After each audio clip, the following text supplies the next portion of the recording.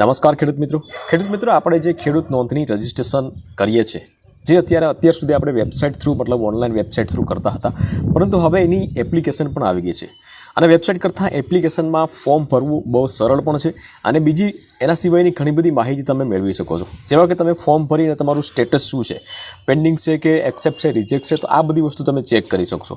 ત્યાર પછી enrolment number જે છે તો એ પણ તમે મેળવી શકશો। ફાર્મર આઈડી તમારે એપ્લિકેશનમાં ક્યાંથી મેળવવી તો એના વિશે તમને ખ્યાલ નહીં હોય, પરંતુ ફાર્મર આઈડી પણ તમે એપ્લિકેશનના માધ્યમથી તમે મેળવી શકો છો। પાસવર્ડ ચેન્જીસ કરી શકો છો, સુધારો કરી શકશો। ત્યાર પછી કોઈ પણ અપડેટ કોઈ વસ્તુ તમારે કરવી હોય તો તમે કરી શકશો। તો આવી ઘણી બધી સુવિધાઓ જે ગુજરાત ફાર્મર રજિસ્ટ્રીની એપ્લિકેશન છે એમાં આવી છે, તો એ આજની તો કાલે તમારે ડાઉનલોડ કરવાની રહેશે, કારણ કે એના માધ્યમથી જ તમે એના સ્ટેટસ જે પણ હશે એ તમે ચેક કરી શકશો અને આવનારા સમયની અંદર જે પણ તમારા સુધારા કરવા હશે તો એ તમે એ એપ્લિકેશનના માધ્યમથી સુધારા કરી શકશો અને બહુ સરળ ભાષામાં એમાં બતાવવામાં આવ્યું છે મિત્રો, તમને સમજાય છે એવું। એટલે આ વિડીયોમાં ખાસ એ જે એપ્લિકેશન છે તો એનું રિવ્યૂ કરીશું કે કઈ કઈ સુવિધાઓનો લાભ તમને એમાં મળે છે, કઈ કઈ સુવિધાઓ તમે ચેક કરી શકશો અને એ કેવી રીતે ચેક કરવી, તો એ ટુ ઝેડ માહિતી આપણે આ વિડીયોના માધ્યમથી જાણીશું મિત્રો। તો વિડીયોને લાસ્ટ સુધી જોતા રહેજો। ચાલો શરૂ કરીએ। તો એપ્લિકેશન ડાઉનલોડ કરવા માટે સૌપ્રથમ તમારા મોબાઈલની અંદર ગૂગલ પ્લે સ્ટોર ઓપન કરી લો। પ્લે સ્ટોર ઓપન કર્યા પછી તમારે લખવાનું રહેશે farmer registry Gujarat. Farmer registry Gujarat લખશો મિત્રો તો તમારે ઘણી બધી એપ્લિકેશન ઓપન થશે, પરંતુ એમાંની તમારી એપ્લિકેશન આ જે છે તમે જોઈ શકો છો અહીંયા અત્યાર સુધીમાં 100 મતલબ કે 1 લાખ લોકોએ ડાઉનલોડ કરી લીધેલી છે અને 20 MBની છે અને અહીંયા એનો લોગો પણ જોઈ શકો છો, પરંતુ એવો લોગો જે છે ઘણી બધી વેબસાઇટ ઉપર તમે એપ્લિકેશન ઉપર જોવા મળશે। તો એ વેબસાઇટ તમારે એ એપ્લિકેશન ડાઉનલોડ નથી કરવાની, પણ આ બીજી વેબસાઇટ આપશે અહીંયા તમે જોઈ શકો છો। આપણે ડાઉનલોડ કરી લેશું, આપણે અહીંથી ઇન્સ્ટોલ કરી લેશું। ડાઉનલોડ થઈ ગયા પછી તમારે અહીંથી ડાયરેક્ટ ઓપન કરી લેવાની છે। ઓપન કરશો એટલે થોડી પ્રોસેસ લેશે। હવે અહીંયા આ પ્રમાણે ઇન્ટરફેસ થશે। હવે અહીંયા તમારે શું કરવાનું છે, અહીંયા યુઝર નેમ, પાસવર્ડ અને કેપ્ચા કોડ ટાઈપ કરવાનો છે અને સાઇન અપ ઉપર ક્લિક કરવાનું છે। નવું અકાઉન્ટ બનાવવા માગતા હોય તમે તો અહીંયા સાઇન અપ કરીને છે તેના ઉપર આપણે ક્લિક કરવાનું છે અને અહીંયા તમારે આધાર નંબર ટાઈપ કરવાનો છે, બરાબર। પરંતુ જો તમારું ઓલરેડી અકાઉન્ટ બનાવેલું હશે તો તમને એમ કહેશે કે ભાઈ આધાર નંબર ઓલરેડી તમારું અકાઉન્ટ બનાવેલું છે તો તમારે કશું કરવાનું નથી। જો નવું અકાઉન્ટ બનાવવા માગતા હોય, ફોર્મ ભરવા માગતા હોય તો જ તમારે અહીંયા પ્રોસેસ કરવાની છે આગળ, પરંતુ આપણે અહીંયા સાઇન અપ ઉપર ક્લિક કરીશું। આપણું ફોર્મ ઓલરેડી ભરેલું છે તો આપણે આ વિડીયોના માધ્યમથી શું શું સુવિધાઓ મળે છે ને કઈ કઈ બાબતો ચેક કરી શકીએ એના વિશે આપણે વાત કરીશું। તો અહીંયા આપણે યુઝર નેમમાં શું લખશું, તમે જ્યારે પણ ફોર્મ ભરેલું હોય અને એમાં મોબાઈલ નંબર રાખેલો હોય તો એ મોબાઈલ નંબર તમારે આમાં ટાઈપ કરવાનો છે અને અહીંયા તમારા પાસવર્ડ ટાઈપ કરવાના છે। પાસવર્ડ ટાઈપ કરીને અહીંયા જે કેપ્ચા કોડ છે એ કેપ્ચા કોડ તમારે અહીંયા ટાઈપ કરવાના છે અને સાઇન અપ ઉપર ક્લિક કરવાનું છે। તો મેં મોબાઈલ નંબર અને પાસવર્ડ ટાઈપ કરી દીધા છે। હવે અહીંયા સાઇન અપ ઉપર આપણે ક્લિક કરીશું, પરંતુ એ કેપ્ચા કોડ જો ખોટા હોય તો તમારે ફરી એક વખત ટાઈપ કરવાના રહેશે। તો અહીં સક્સેસફુલ થઈ ગયું છે લોગિન, તમે જોઈ શકો છો। હવે સક્સેસફુલ થઈ ગયું છે તો તમારે સૌપ્રથમ આમાં આટલી ડિટેલ તમને જોવા મળશે, અહીં તમે જોઈ શકશો આટલી ડિટેલ મળશે। એમાં અત્યારે જો પોર્ટલ જે ઓપન છે તો એ વ્યૂઝ માય ઇન્ફોર્મેશન એક છે, પરંતુ આવનારા સમયની અંદર અહીંયા અપડેટ માય ઇન્ફોર્મેશન તો એમાં અપડેટ કરી શકશો। તમારે જે પણ મતલબ કે બેંક અકાઉન્ટ છે, તમારા સર્વે નંબર 1 અથવા 2 રહી ગયા હોય તો એ ચેક કરી શકશો, એ મતલબ ઉમેરી શકશો। ત્યાર પછી 2 ગામની જમીન હોય તો અત્યારે આપણે ખ્યાલ જ છે કે એક જ ગામની જમીન આપણે ઉમેરી શકીએ છીએ, તો આવનારા સમયની અંદર તમે બીજા ગામની જમીન ઉમેરવી હશે તો અહીંયા ઉમેરી શકશો। ત્યાર પછી તમારે કોઈ પણ મિસ્ટેક થઈ હોય, દાખલા તરીકે તમે ફોર્મ ભરેલું હોય અને બીજા કોઈ વ્યક્તિના સર્વે નંબર તમે એડ કરી દીધા હોય તો પણ તમે આમાં સુધારો કરી શકશો, પાન કાર્ડ એડ કરી શકશો, બેંકની ડિટેલ એડ કરી શકશો। તો આવી તમામ વિગત માય અપડેટ માય ઇન્ફોર્મેશન કરીને છે એમાં તમે અપડેટ કરી શકશો। ત્યાર પછી અહીં વીવ અપડેટ રિક્વેસ્ટ સ્ટેટસ, હવે એ અપડેટ તમે કરેલો હશે તો એનું સ્ટેટસ તમારે ચેક કરવું હશે, બરાબર। 10-15 દિવસ કે 20 દિવસ આવનારા સમયની વાત કરું તો એ સ્ટેટસ પર તમે આમાંથી જ તમે ચેક કરી શકશો।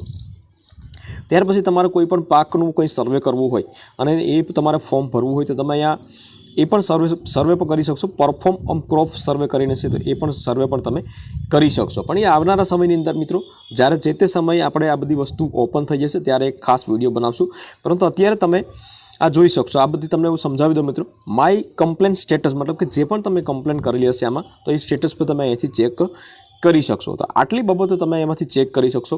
હવે તમારે અહીંયા 3 લાઇનિંગ ઉપર ક્લિક કરવાનું છે। 3 લાઇનિંગ ઉપર ક્લિક કરવાનું છે તો સૌપ્રથમ તમારે પહેલું ઓપ્શન આવે છે કેવાયસી ડિટેલ। હવે કેવાયસી ડિટેલ જો તમારી હશે તો અહીંયા ઓલરેડી ડન બતાવશે, બાકી તમારી કેવાયસી પેન્ડિંગ મતલબ કે આધાર કેવાયસી પેન્ડિંગ બતાવશે।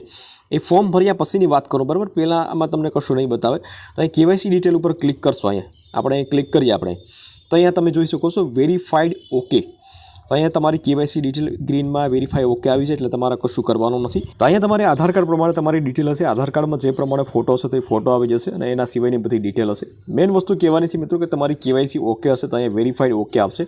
બાકી વેરિફિકેશન કેવાયસી પેન્ડિંગ બતાવશે આમાં. ત્યાર પછીનું બીજું ઓપ્શનની વાત કરીએ આપણે તો ચેક એનરોલમેન્ટ સ્ટેટસ. હવે આપણે એના પર ક્લિક કરીએ આપણે. તો એનરોલમેન્ટ સ્ટેટસ જે તમારે ચેક કરવું હોય તો એનરોલમેન્ટ આઈડી છે તમારી પાસે હોવી જોઈએ. એનરોલમેન્ટ આઈડી ક્યાંથી મેળવવી એ પણ હું તમને કહું છું, અને તમારે ફાર્મર આઈડી તમને ક્યાંથી મેળવવી એ પણ આમાં જ તમને બતાવીશ. પરંતુ એનરોલમેન્ટ આઈડી ના હોય તો તમારે અહીંયા આધાર કાર્ડ ઉપર ક્લિક કરવાનું છે. અહીંયા આધાર કાર્ડ ઉપર આધાર કાર્ડ નંબર નાખી અને શો સ્ટેટસ એના ઉપર આપણે ક્લિક કરવાનું છે.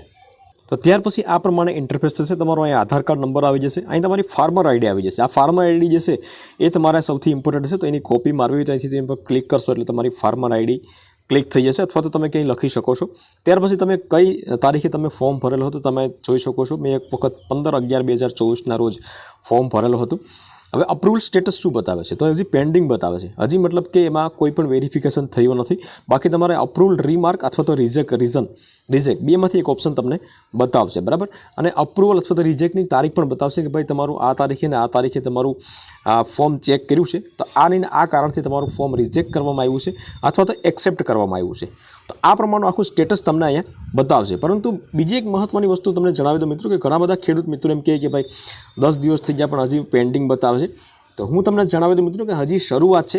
હજી 1-1.5 મહિના પછી તમારું આ બધી જે વેરિફિકેશનની પ્રોસેસ શરૂ થશે ત્યારે જ તમારા અપ્રુવલ થશે અથવા તો રિજેક્ટ થશે, બરાબર. પરંતુ જો માહિતી સાચી હશે તો બધાના અપ્રુવલ થઈ જશે. રિજેક્ટ જે છે એ તો બહુ માઇનોરિટી હશે. ખોટી માહિતી હશે તો એના રિજેક્ટ થશે. એટલે કોઈ ચિંતા કરવાની કોઈ જરૂરિયાત નથી. તો આટલી ડિટેલ તમે આમાં બતાવશે. ત્યાર પછી આપણે અહીંયાથી બેક વયા જશું. આપણે 3 લાઇનિંગ ઉપર ક્લિક કરીશું. ત્યાર પછીના કોઈ ઓપ્શન હોય તો અહીંયા તમે ચેન્જ પાસવર્ડ પર તમે કરી શકશો, બરાબર. આના ઉપર આપણે ચેન્જ પાસવર્ડ ઉપર ક્લિક કરીશું તો અહીં કરંટ પાસવર્ડ તમારો લખવાનો છે જે હોય તે, અને પછી તમારે નવો પાસવર્ડ અને એ જ પાસવર્ડ કન્ફર્મ ઉપર ક્લિક કરી અને અપડેટ ઉપર ક્લિક કરવાનું છે.